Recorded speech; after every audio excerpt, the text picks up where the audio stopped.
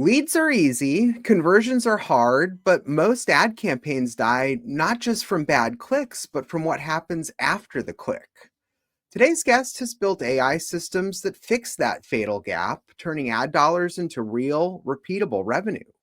He's the mind behind Closable.ai, where sales enablement meets automation with a pulse. Let's talk about what's real in AI, sales, and human performance. Welcome back to Is Anything Real, the show where we cut through the noise, challenge the hype, and uncover what truly drives growth. I'm Adam W. Barney, and today I'm joined by Stephen Werley, founder of Closable AI, a sales side AI strategist who's built a career out of connecting what marketing promises to what sales actually delivers. We're digging into how AI is rewriting the rules of qualification, training, and conversion, and why the future of sales isn't just automated, it's energized. Stephen, welcome. Hey, thanks for having me on, Barney. Or Awesome. Adam, sorry. Ha, there we go. That was back to the middle school nickname. I'll Back take to the that middle school sometimes. nickname. There we go. Look at that. Hey, we're starting off on the right foot with We some are. We sure are. Awesome. All right, Stephen, you started on the marketing side before building AI-driven sales systems. yes. What was the breaking point that made you shift from ad strategy to fixing what happens after the lead comes in? So I actually just started to really fall in love with the actual sales process and, talking to folks and communicating. And then when you would go away to the dungeon to do all the work or, work with the team, that was less like the fulfillment aspect of marketing. Not that I don't like fulfillment. I do. But the fulfillment aspect of marketing, I just started to like less and less as it went on. And I really started enjoying the sales process. So that's naturally how I just kind of fell into this position. Not bad. And I know you've mentioned to me your biggest bottleneck as an operator was training and follow-up, which really Yep. come down to human capacity. How did AI become the solution to that? Yeah. So when I was running the sales agency, I had this uh, huge problem of just how I could train all these sales reps and review calls and give them proper follow up and feedback. Yep.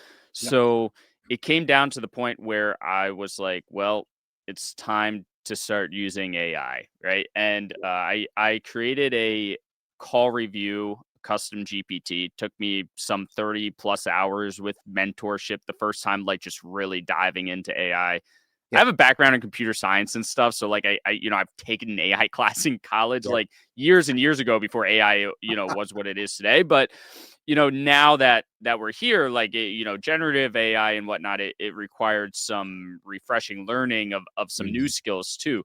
So I did that, and instantly once I had that made, essentially not instantly, 30 plus hours later of work, and then I had a way to create a really strong follow up loop for the sales team where they could drop transcripts in and get feedback much faster than just waiting for me to review a call, which Yep. is really important when you're managing 10, 20 folks or more than that, right? Some people are responsible for a lot more than that. There's only so much time you have to dedicate to doing call reviews, and you should still do some of them manually, I believe. But now, if we can run everything through a way to get feedback, that's huge. So that was one of the biggest things that I found to be incredibly helpful early on when I started Yep. building out all these different systems that I have now. I mean, I love, Stephen, how most people these days, in the way AI has evolved into our lives, dabble in it. You've actually architected with it. Yeah, I can actually imagine, in my time, I spent a number of years working at Akamai Technologies, nice. working with a lot of salespeople in a demand generation role. I can only imagine across a global sales team how different that sales process was working in an organization like that. Yeah. And I actually like hear how, you're getting into how AI, at least, has not yet replaced the salesperson. It's kind of replaced the excuses for lack of success or lack of alignment, I would say.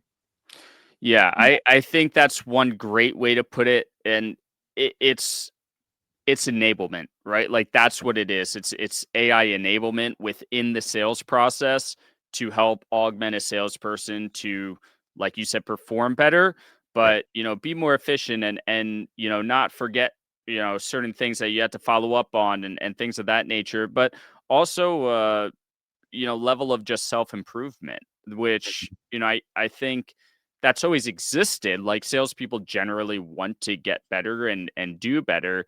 But again, like this is something that AI can help us do faster. Yep.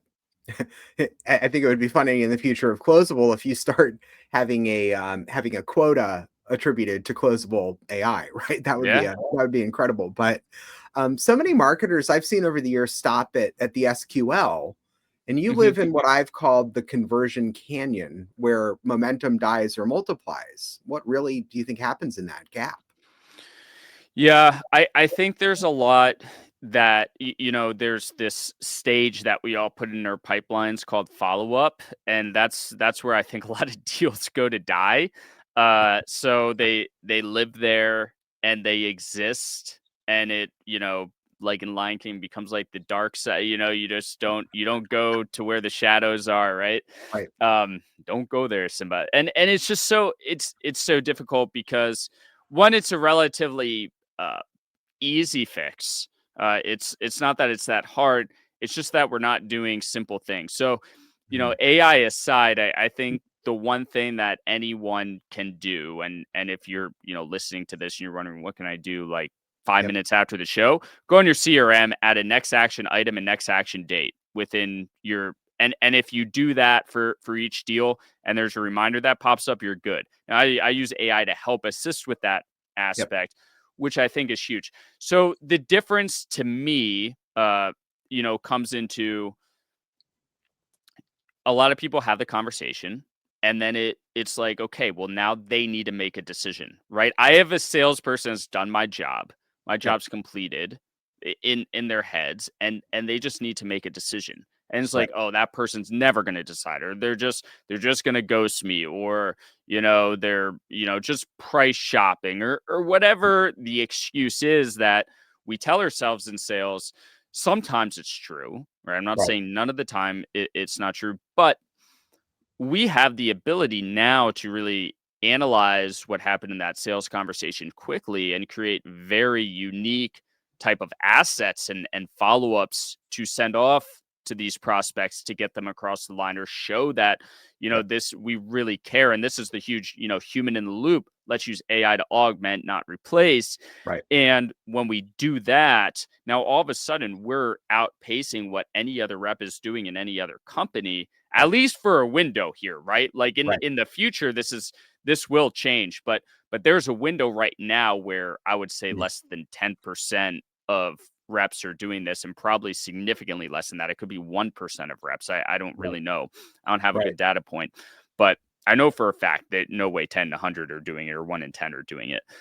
So I would definitely say that, in the follow-up process, don't let deals die there. yep, Actually, have a plan of what we're going to follow up with and when we're going to follow up with them and what that looks like. yeah. So that should always be a thing. I mean, thinking about, how you've trained and managed entire sales teams, I think there's also an advantage there for when you're in an organization that has both like a setter and a BDR team, and then there's a handoff to an SDR team. So much can be lost in that process. Right. In that sort of vein of that training and managing that you've done, how has AI really changed what what great sales leadership looks like and how they guide those broader teams or even a small nimble team? Yeah. So, good question. Multiple angles that I could take that. I think just looking at the process overall now and where AI comes in is especially when you talk about the BDR to SDR and all of that. There are so many great data points that we can get very quickly on companies and organizations, unique people within an organization, and how they make decisions. And, is the company hiring for a certain thing? And how Right, many employees do they have? Revenue, blah, blah, blah, blah, blah. Right. right, So, this data is so easily accessible now that it almost like can just easily transfer over instead of relying on like somebody doing research and trying to fill out notes and whatnot. So they can almost just be fields now. And AI can even drop a summary in the notes that makes it much easier for the handoff action to have. That's When incredible. you're Yeah. Yeah, exactly.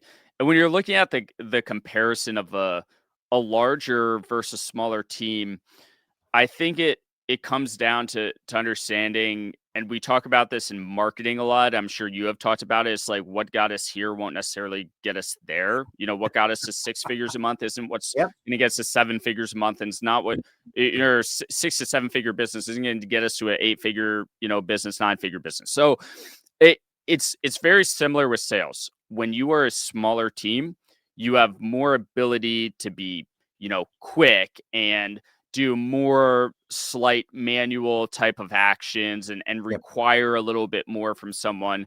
But the second you start requiring those, like all those things from 30 people or Right. even 5 people, like it's like if you're requiring like all these BDRs, if you have 5 BDRs, start doing like all this like manual stuff, it starts to get really, really tough in terms of getting them to follow a process. So Mm. you have to systemize as you go.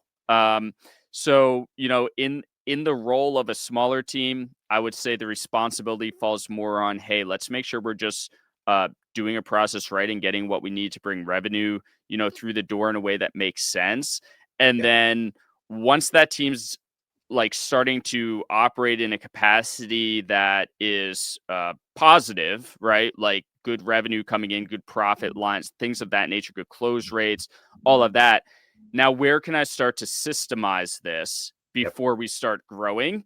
And that's the difference, right? You need to get the Right. strategy in place, and then you have to start building the systems.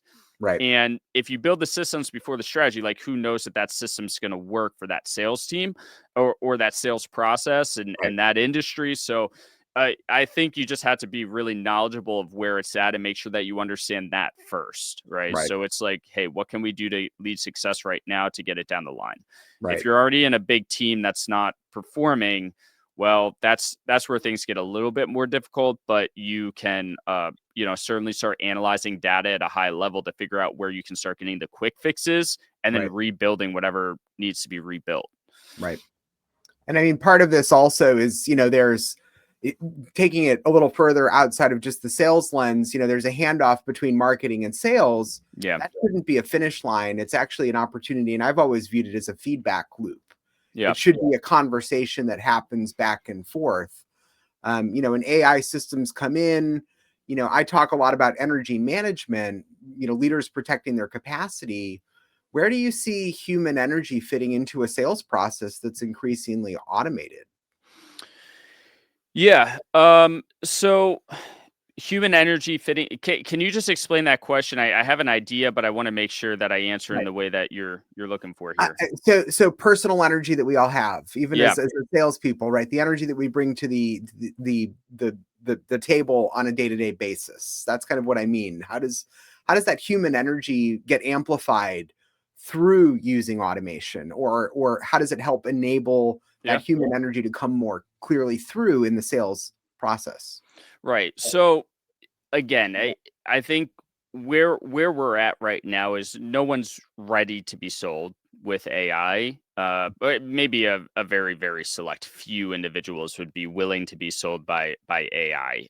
But most people still desire that human conversation in a larger sale, right? We're not Yep. talking e-commerce here, but Yep. the very importantly, AI can help look at what we're saying, look at what we're doing, Yep. look at, what is the script for the VSL that somebody's seeing before they come into the sales process. And then how are those points being carried out through a sales conversation? And are they aligned? Are they not aligned? Like what's happening there? And I think when you start thinking about like, hey, the human energy and the Yep. marketing to the sales side, if we start looking at all those things, well, where I see AI helping the most in a situation like you're talking. It's being Yeah. able to take large data sets and analyze them in a more objective manner a lot more quickly. So Hmm. instead of, trying to sit down and look at, 20 calls and figure out what's going on here, like why isn't this coming through? Is it the marketing side? Is it not? Right. Well, the answer is always generally ambiguous to an extent. There's always things that you can improve in every Right. single part of the process. So I think where AI can come in is be more like, hey, like, well, one, closers aren't doing this, sales team's not doing this, right? But Hmm. also on the marketing side, like, we're hinging a lot on this hook in the VSL, but when they're getting on the sales call, they're saying this, right? So it's a Right. misalignment. Right. And marketers know, we talk about things like ad congruency. I'm sure I wouldn't normally bring this up, and I know your audience, I'm sure, is very familiar with it. If you think about ad congruency, what you're saying in the ad needs to match what you're doing on the landing page, because generally speaking, that's going to lead to a higher conversion. Well, that's Right. just the same thing for marketing to sales. It's no different. And that's why it's not so much a handoff, that it is a continuation, like you said. Right. Right. Well, and I love how you help teams, with Closable scale faster without losing authenticity. How do you maintain trust when AI handles so many of the client interactions? So I use AI more to create what could be sent or Mhm. what could be done, and less of a automatic, we're just going to send it, right? So Right. it's less of a, hey, we're going to, analyze this transcript, and AI is going to send an email. No, we're going to analyze the transcript.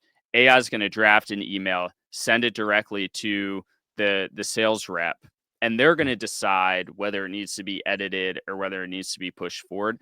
And then Yep. also, that's very important, um, from a couple of stances, not just to make sure that's aligned with what the prospect or the offer or any of those things, but uh, you can't be a brain dead sales rep when the person calls up and you have no idea what they're talking about. So Right. you need to review these things, at least have a pulse on it a little Right. bit. Even if it's not super fresh in your mind, you need to know what's being sent out. So Right. that's something that I think is just incredibly important, and especially when I talk about, the enablement, like, this is a huge piece. Right. The human needs to be there, to be overlooking it. So while it can make our work a lot faster, we're not drafting Yep. these custom emails or doing some deep research that, AI can do. And we might be able to get an output and throw it in a gamma page or something to send off to the prospect fairly Right. quickly. We can use AI to make our jobs a lot faster, Right. and sell more like 60-70% of the time versus 30% of the time, Yep. which is probably what a sales rep does right now. So, I mean, that's where AI can help predict intent, but only humans can really earn the true belief when they're going through that process. I yeah. know also, Stephen, you've built Closable, .ai to scale itself. What does momentum look like to you right now? Uh, I'm not sure I understand that one, Adam. You mean like just for me personally, like just the growth of For the Closable, or business. Yeah, yeah. yeah. What are you learning from the business that gets applied to the clients, these Yeah. days? Like, we're I moving mean, into the it's future. the same thing, right? So we practice what we preach. I'm always experimenting. I'm always tinkering in the systems and the tools and the prompts behind what I'm using in the system. So, you know, I look at it in a way that I try to amplify myself in everything I do, but also when I look at the sales team, there's still a gap, right? Because, to be fair, while I am a salesperson, most salespeople are a lot different than me in the fact that, they are non-technical humans, right? It's just a fact of the matter. And Boom. I come from having a degree in computer science, so Right. Right. I immediately am a little bit different in the way that I think and approach the back end to all of this stuff.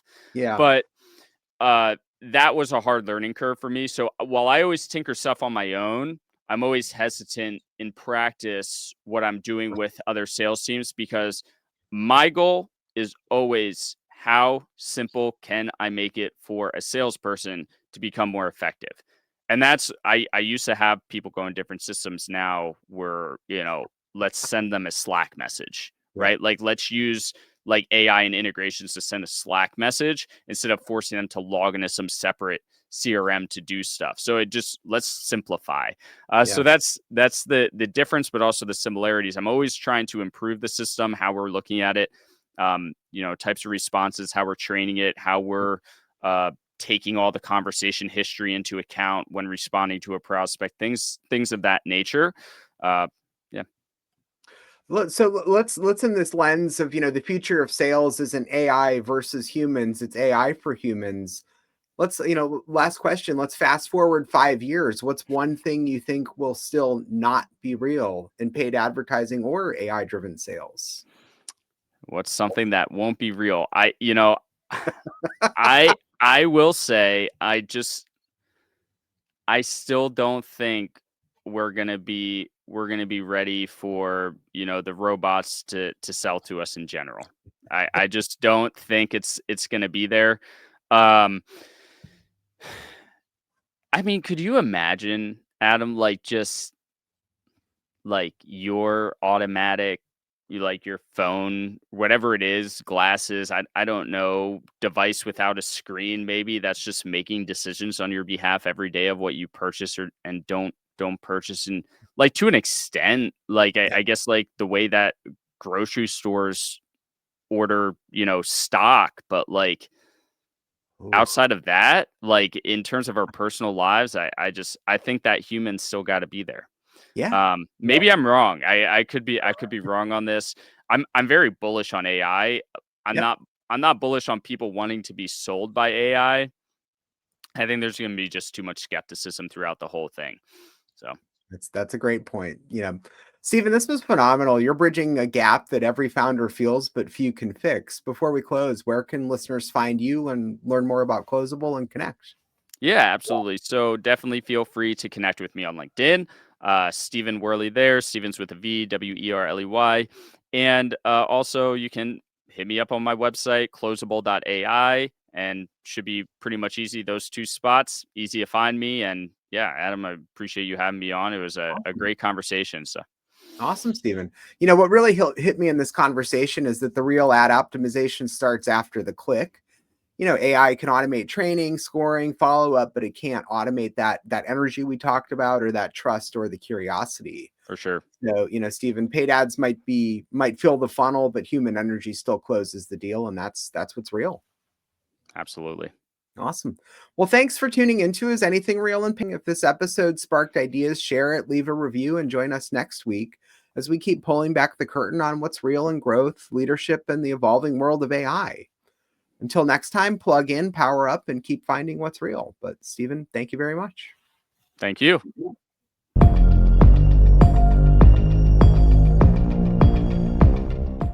If this episode of Is Anything Real resonated, you're probably at a moment where the old playbook isn't holding anymore. I work with transitioning founders and executives to install operating rhythms that hold under pressure. Not motivation, not hype. I've spent over 20 years inside high-pressure environments and worked with over 300 leaders through moments where clarity mattered more than speed.